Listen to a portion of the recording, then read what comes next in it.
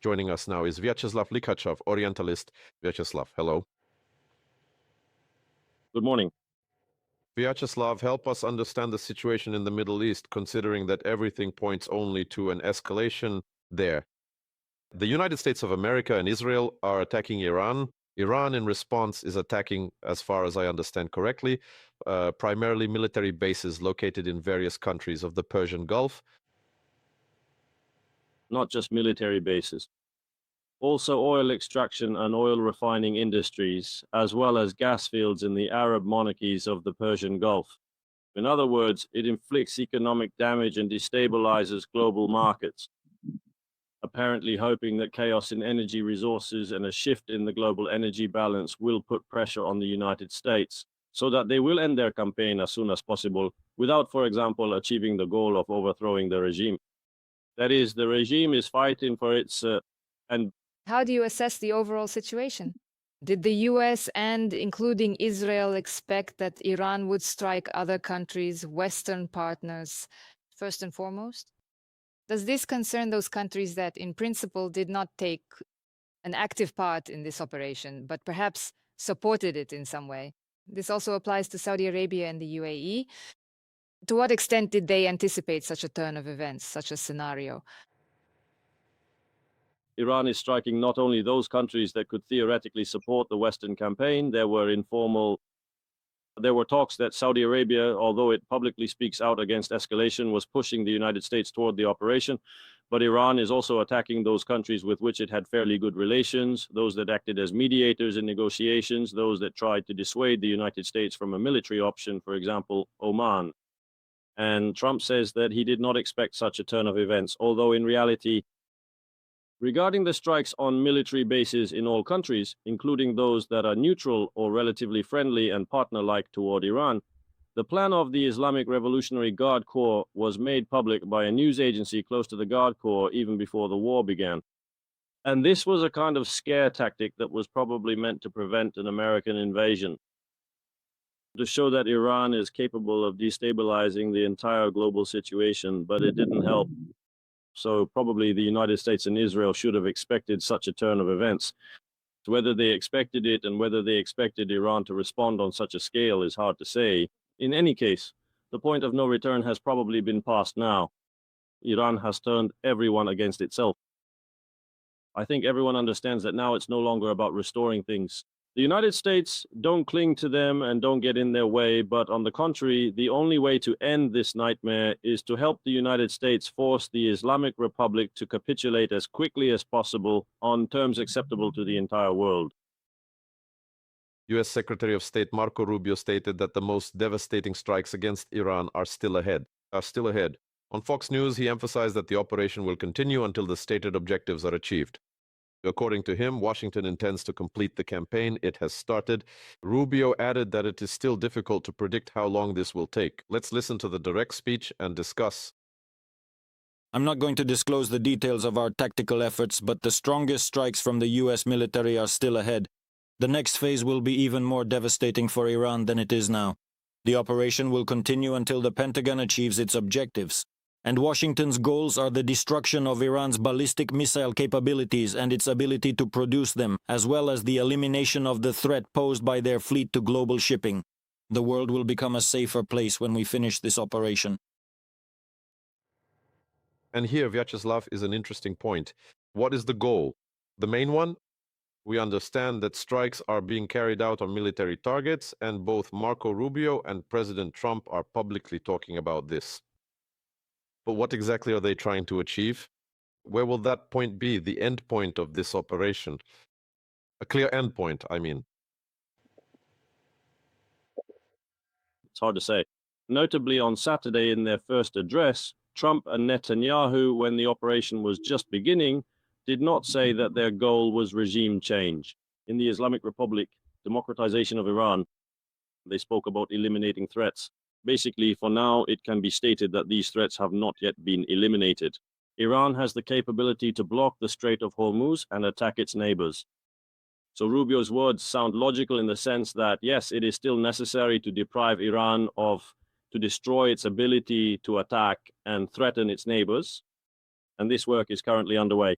When considering the ultimate objective of this strategy, it is my firm assumption that the primary task of the current White House administration is to identify and establish a dialogue within the existing Iranian leadership, a faction that is both reasonable and open to negotiation, a faction that will be able to both restrain the Islamic Revolutionary Guard Corps and guarantee to America and its allies that Iran will no longer pose a threat to them in the future, and negotiate on terms that were outlined back in Trump's ultimatum. And now, notably, Europe has joined the same list. This includes the cessation of the nuclear program, the elimination, the missile program, and the cessation of support for terrorist groups in the region. So when the United States finds someone who can guarantee stability and at the same time ensure compliance with the terms of this ultimatum, then the war will definitely come to an end. Regarding the waiting periods and the beneficiaries. Vyacheslav, here's an early one. US President Donald Trump stated that the operation could last about 4 weeks.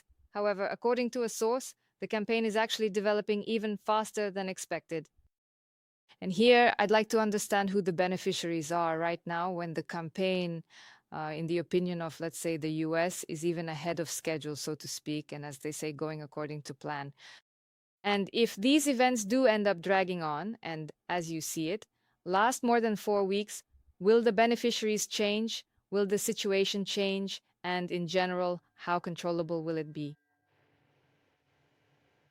Well, so far, based on the results of the first 3 days, the only ones benefiting are the countries that produce oil and gas outside the Persian Gulf, and everyone else. They are currently not beneficiaries at all, but are suffering losses. Then the longer the war drags on, the greater the losses they will incur. I don't know about the 4 weeks or whether the operation is moving faster. They say that in Israel, they planned the operation to last until about the second half of April. They hope to finish the operation by the Jewish holiday of Passover. We're talking about roughly a month. I think that by the end of March, it will be more or less clear whether everything is really going according to plan or if the situation is dragging on. Of course, we are all interested, in other words, Ukraine, Europe, and really the whole world are interested in making sure that the hostilities do not drag on for too long. That would be far too costly for the global economy. And at the present moment, one primary beneficiary of this situation, for example, is Russia, which will be able to command significantly higher market prices for its vast energy resources, including those exported to China, without facing any direct competition from Iran, in terms of aggressive price dumping and steep competitive discounts. So for now, the beneficiaries are not necessarily those who should probably receive their bonuses after the end of the military operation. Therefore, perhaps we should wish good luck to the American and Israeli armed forces and to those who will join them in the near future so that they can achieve their goals as soon as possible. On the other hand, in your opinion, how much does the situation in Iran and the Middle East undermine the economic component? We see that energy prices are starting to soar. Yes, this is to be expected. Of course, there will be a rise in prices on the global energy markets. Basically, everyone was prepared for this in advance. OPEC sharply accelerated the pace of oil shipments. In order to create some reserves, OPEC said that in April, they will increase production quotas to compensate consumers for the shortage that is now arising. So basically, I hope that everyone more or less anticipated this turn of events. It won't be catastrophic, but experts say that oil at $100 is, in principle, realistic. Actually, the situation is having an even more significant impact on the gas market because a large relative share of gas was transported through the Persian Gulf.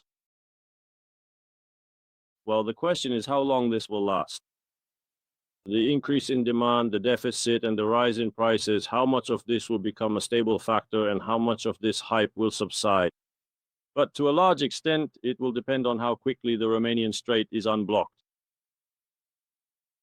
Also, speaking about the objectives of what is currently happening in the Middle East, White House Press Secretary Caroline Leavitt spoke about the goals of the operation. The operation, called Epic Fury, let us remind you, is directed against Iran. She made this statement on the social network X and said that the main goal is the destruction of Iran's missile arsenal and its entire missile industry. There are also plans to strike the country's naval fleet. The US wants to deprive the Tehran-backed group of the ability to attack American forces. A separate objective is to halt the production of improvised explosive devices. Another goal is to prevent Iran from obtaining nuclear weapons. And under President Trump, attacks by the Iranian regime will stop, Levitt emphasized. Let's listen. Preventing threats from this radical regime and its terrorist leaders is a clear and necessary goal. Eliminating terrorists benefits America. 49 high-ranking leaders of the Iranian regime, including Supreme Leader Ayatollah Ali Khamenei, have already been wiped off the face of the earth. Despite the fact that the previous US operation, Northern Hammer, destroyed Iran's main nuclear facilities, the regime was fully determined to restore its nuclear program and refused to negotiate. Caroline Levitt, White House press secretary, on the social network X. Vyacheslav, how would you assess this? Are such ambitious goals possible without ground operations? And can the countries that suffered from Iran's attacks join this operation? Yes, I think achieving these goals is possible without a physical occupation, without a ground operation. Although perhaps some pinpoint operations, paratroopers, special forces to destroy industrial facilities or warehouses are possible, but no one is setting such a task. No one wants to get drawn into a ground war like what happened with Iraq in 2003. That would lead to a large number of casualties. And no one needs to control such a vast territory, such a complex country.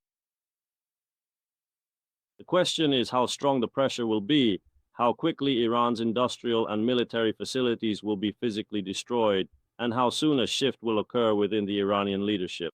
A highly pragmatic and fundamentally reasonable faction that is willing to completely abandon its long-held territorial ambitions and permanently cease threatening its neighbors in order to effectively safeguard against a direct threat to its own very existence. To achieve this, it is necessary to create the impression that the operation threatens the very existence of the regime. In principle, from the very first day when Iran's top leadership was eliminated, such a threat became quite obvious. It was demonstrated in a clear and convincing manner. Therefore, the question is how quickly the Iranian leadership will realize that further resistance is suicidal. Vyacheslav, we want to thank you very much for joining us on the air.